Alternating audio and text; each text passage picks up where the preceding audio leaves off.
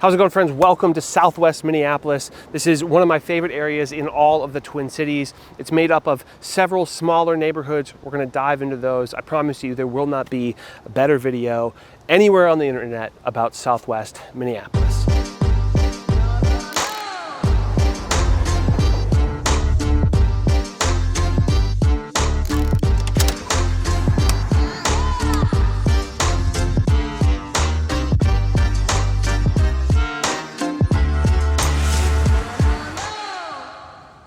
How's it going, friends? My name is Jesse Lynch. I run the hardest working real estate team in the game. We're called To The Twin Cities, and you can check out our website, tothetwincities.com. But this YouTube channel, it's all about helping you find a place to call home here in the Twin Cities of Minnesota. And relocation, it's what we do, and it's what we do better than anybody else. So if that's of interest to you, then subscribe to the channel, click the bell to get notified so you can see when these videos come out. And if you're at all interested in working with us, we would love to help you. This is what we do. This is what we think about all the time. These are the problems that we solve, the relocation problem. It's a little more complicated than the traditional, home search, and it's what we do. You can go to our website, tothetwincities.com. We have a contact form there that you can fill out in like 30 seconds or less. And today we're talking about Southwest Minneapolis. Southwest is a sort of a community made up of several smaller neighborhoods. We're gonna walk through each of those neighborhoods and kind of give you a quick little breakdown on maybe what makes them different from each other. Right now I'm in the Windom neighborhood, which is the southeasternmost neighborhood in all of Southwest, if that makes sense. It's bordered by 35W and Highway 62, which does lead to some more road noise, especially closer to those corridors. I'm about as far west as you can go in the neighborhood, so there's really no highway noise to speak of here. And along the southern border, along Highway 62, aka Crosstown, there's a lot of more industrial spots there, including some kind of cooler spots like Wild Mine Brewery or Ale House, or I forget exactly what they call it, but they're a little bits of things that are kind of cool or happening going on there, but a lot of it's like really industrial. It's kind of like parking lots and yards for different companies and things like that. But as you head this way, closer to Diamond Lake Road or 54th, things get really cozy and really comfortable and really neighborhoody.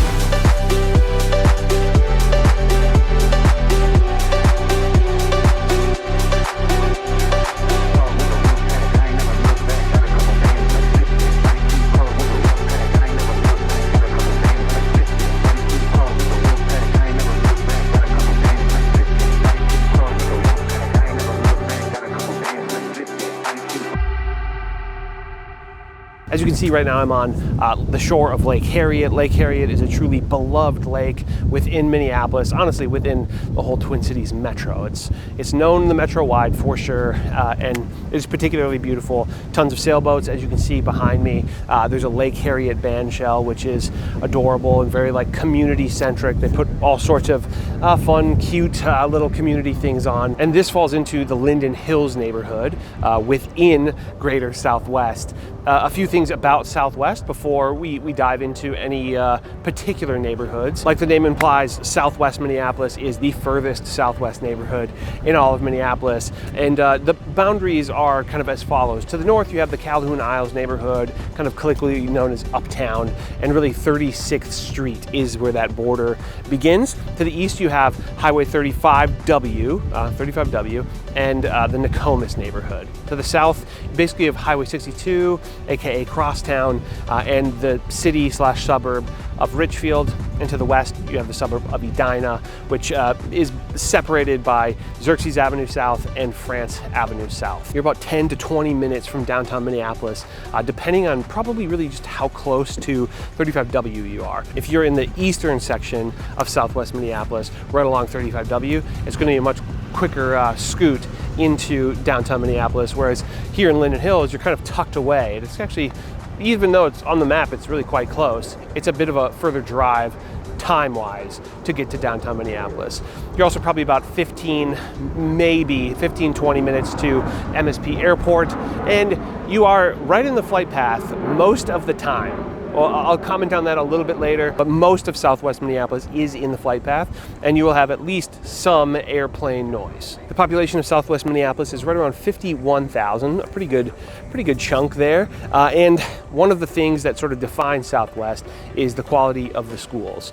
It is basically between Minneapolis and St. Paul proper. If you wanted to live in either city proper, it is the best rated public schools according to the likes of niche.com out of any of the neighborhoods. And naturally it's served by Minneapolis Public School District, but sort of the schools that serve the area are Southwest High School, which gets an A-, and Washburn High School, which also gets an A-. For middle schools, you have Anthony Middle School and Justice Page Community Middle School. Those get a B. They're also really highly regarded. For elementary schools, there's quite a few options that serve the area as far as public schools go. Kenwood Elementary gets an A-, Burroughs Elementary gets an A-, Kenny Elementary gets an A-, and then you have Lake Harriet Lower Elementary School and Lake Harriet Community School, which is kind of the upper school. Those both get a B+.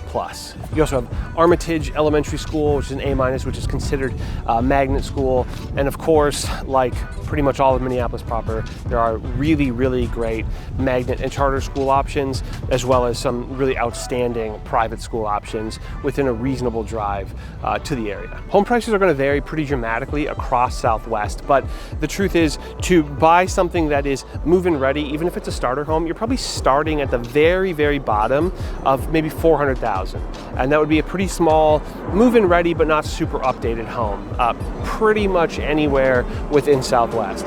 You could easily spend north of $2 million, north of $3 million, especially if you found something that actually had Lake Harriet frontage. There are some unbelievable homes on Lake Harriet specifically, some truly incredible stuff. But even within the likes of maybe the Fulton neighborhood or the Linden Hills neighborhood, you could spend $2 million pretty easily on something that didn't have lake frontage, but was maybe a really substantial new build.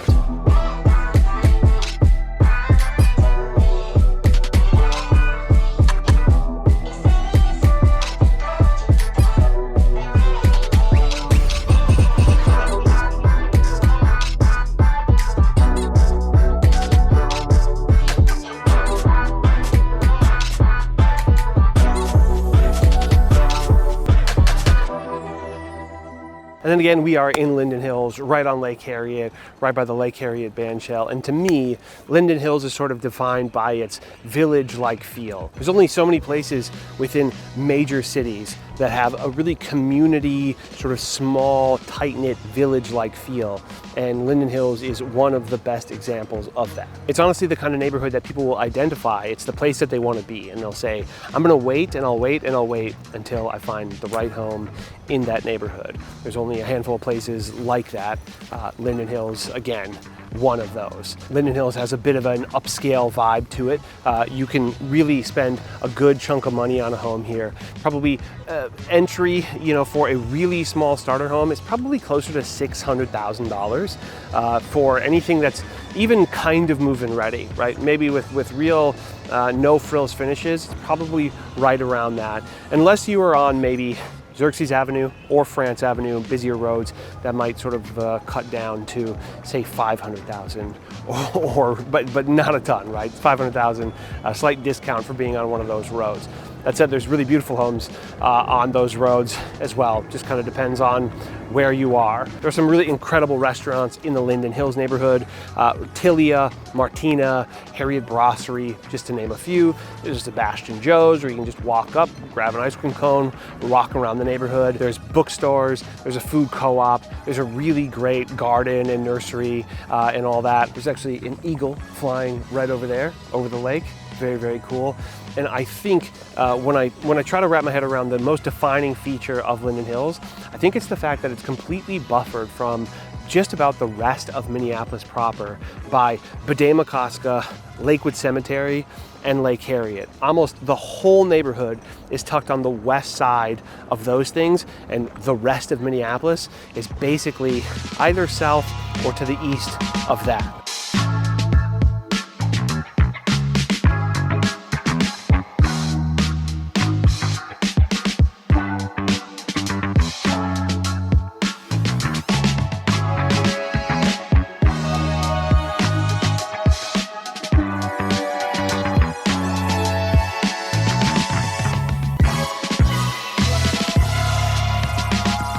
Okay, right now I'm at Penn and Lake Harriet Parkway. And Penn is the sort of east-west divider between two more neighborhoods in the Southwest community, which is Fulton to the west and Lynnhurst to the east. Fulton I think of as sort of like a continuation of Linden Hills. That villagey feel kind of starts to fade away. It starts to feel a little bit more like a normal city neighborhood. A little bit less buffered, right, from everything else. You're really close to 50th and France, which is a pretty upscale shopping district area intersection, really, that is partly in Minneapolis and partly in Edina. It's also home to the Edina Theater, which is a very, very cool sort of smaller neighborhood movie theater. The bar upstairs looks like the bar from The Shining, for example. Kind of kitschy, but also super cool. And the northeast corner of the Fulton neighborhood, right here, is contiguous to Lake Harriet and Lake Harriet Bike Trail.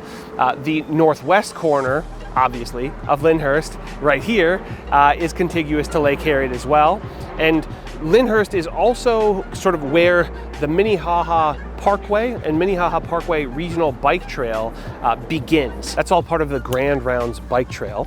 And once you get off of Lake Harriet and sort of the trail around, all the way around Lake Harriet, there's basically this little sort of throughway to Minnehaha Parkway Regional Bike Trail. Again, part of Grand Rounds. You can get everywhere from there.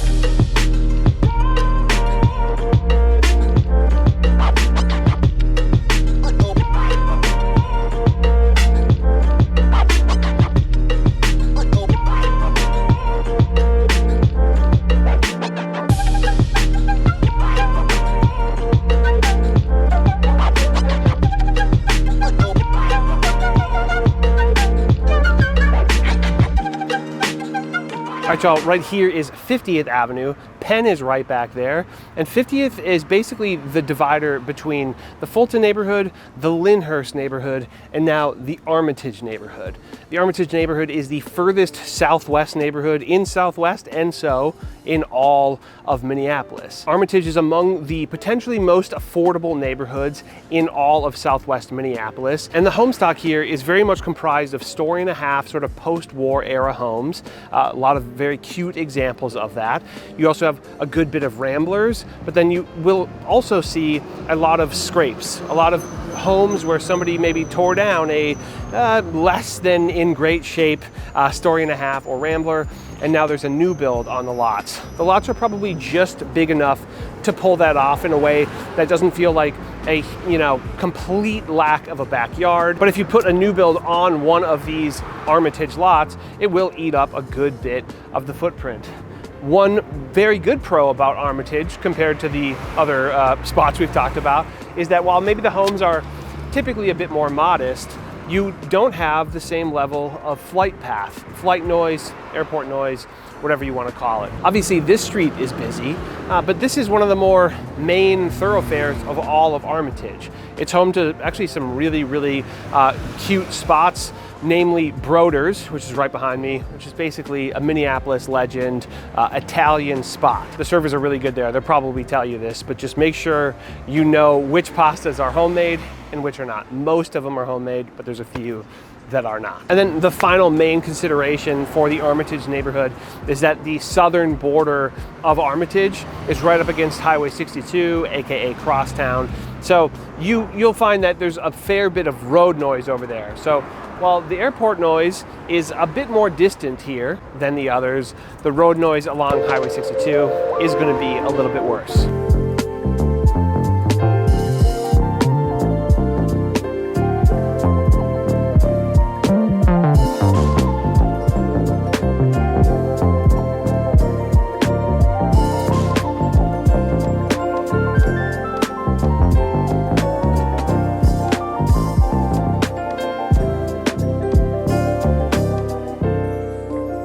Right now I'm in the Kenny neighborhood of Southwest Minneapolis. This is basically Kenny Park. And Kenny is basically sandwiched between the Armitage neighborhood and the Windom neighborhood. It's very residential, and I think of it as almost suburban in the same way that Armitage is, where it's a lot of post-war era homes, story-and-a-half built homes, and also some Rambler style homes. But there's a very orderly grid to all of the streets. It's alphabetical, it's numbered basically 54 through 62. And Kenny is among the most affordable neighborhoods in Southwest Minneapolis, with a very cozy, neighborhoody, again, almost suburban feel.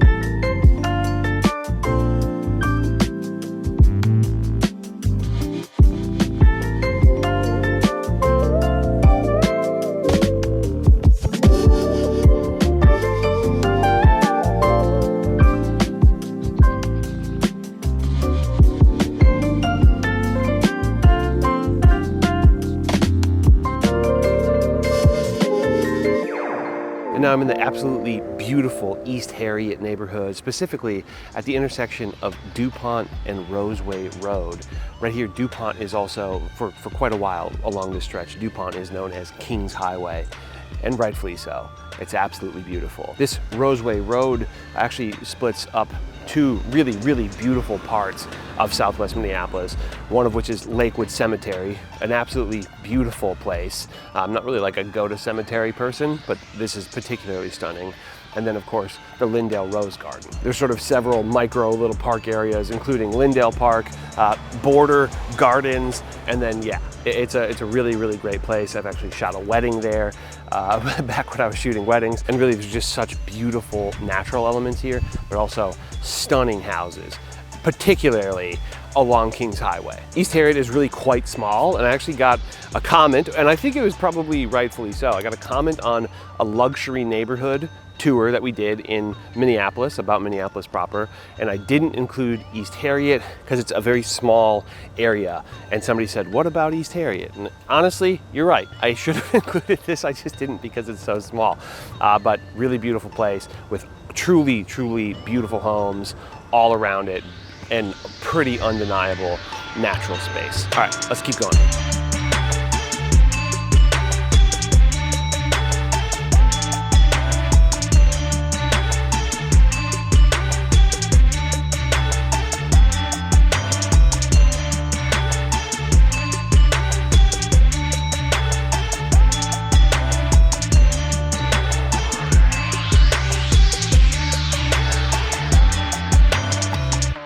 Right now I'm in Tangletown, and Tangletown is a very unique place within this Southwest area. The name implies kind of why it's unique, which is that the grid, it just disappears, right? The city grid that you might come to expect from a lot of these neighborhoods, or most of the city, it's completely not here, right? The name Tangletown, that's because the streets are windy and curvy, and a lot of that has to do with the topography. There's one of the highest points in Minneapolis is in Tangletown. It's where the the Washburn water tower is. And so you have this topography that the city and previous designers way back in the day had to work around. And so that actually creates this really lovely feel that is now Tangletown. The very eastern border of Tangletown is 35W. So the eastern side of that, I would say basically anywhere east of Nicollet or so, you start to get a little bit more highway noise, but once you're a little further in, it's not too bad. I'm actually very close to the highway where I stand right now, which is, by the way, on Minnehaha Parkway right there, Minnehaha Creek right in there, and Minnehaha Parkway regional bike trail, regional walking trail right here and right over there as well. This path is something that I talk about all the time on this channel. It's in the biking video. It's in pretty much any neighborhood video that is nearby this, or any home tour that's nearby this, because this is an absolute gem. You can get basically completely east to west in Minneapolis proper on this very protected, very cozy trail. And then it also is connected to the Grand Rounds bike trail, which then connects you to basically all corners of Minneapolis proper. But I want to talk through the just more general pros and cons of the Southwest Minneapolis neighborhood, like we tend to do on this channel. Number one pro, amazing park space, amazing lake access, specifically Lake Harriet, one of the most prized lakes in all of the Twin Cities. It's beautiful. There's, canoeing, paddleboarding, swimming, sailing, right? Kayaking, of course, and then just beautiful park space like this one. Unbelievable bikeability, some very walkable sections. And while I'm talking, first con, airplane noise. This is about as loud as it gets because I'm about as close to the airport as you can possibly get, but that airport noise is pretty prevalent throughout this Southwest neighborhood. Another pro is very strong community feel. I would argue that there's pretty much not a single neighborhood in Southwest where you couldn't have a little bit a sense of community pride. Basically everywhere I've gone today while making this video, there will be, you know, somebody will have a yard sign that'll say like Windom neighborhood or Armitage, right? Or it'll be about their middle school or Linden Hills neighborhood, right? There's a true level of pride to those neighborhoods, and there's also organized events around those neighborhoods at a really high level, I would say. Southwest Minneapolis also has some of the best schools, well, really the best schools in the city proper, right? Your address will assign you to a school that will be ranked higher than pretty much all the other schools in the metro, at least according to the likes of niche.com. You also have that incredible walkability, good access to downtown, good access to the airport, good access to the Southwest Metro, if you have any business there. And again, con, airport noise. This airplane noise, the reality is people love living here and they deal with that. Everybody that I talk to about that who lives here, they're like, yeah, you just get over it. You just get used to it really, really quickly. Another con is more expensive housing, right? The houses here are higher than the median sale price of the metro on the whole. The entry level is maybe right around that median sale price. So you can squeak in to Southwest maybe for the median sale price, but more often than not, you're spending quite a bit more to be in the Southwest neighborhood. Another con is that you're basically wrapped by highway, right? 35W and Highway 62. There are also some neighborhoods that are almost too far removed from the highway, like Lynden Hills. That's part of the charm, that's part of what makes it a really lovely villagey feel, but to get to downtown, to get out of Lynden Hills, you kind of got to take back roads for quite a while, no matter where you are. Again, that's what a lot of people want out of it. To some degree, your access to public transportation is going to be a little bit lower here than maybe other parts of the city, certainly than downtown, certainly less accessible than other areas of Minneapolis that have light rail in them, right? Like in particular, downtown, Como, Longfellow, anything along Highway 55, right? There's nothing like that here. You're hopping on a bus, you're riding a bike, or you're taking an Uber, I suppose, as far as any of that goes. And then for all the other cons, it's just cons associated with city living. You know, a lot of people parking on the street, right? Detached garages are way more common than attached garages, although you can find attached garages here. You just might be waiting a while if that was a deal breaker. But okay, let's keep going.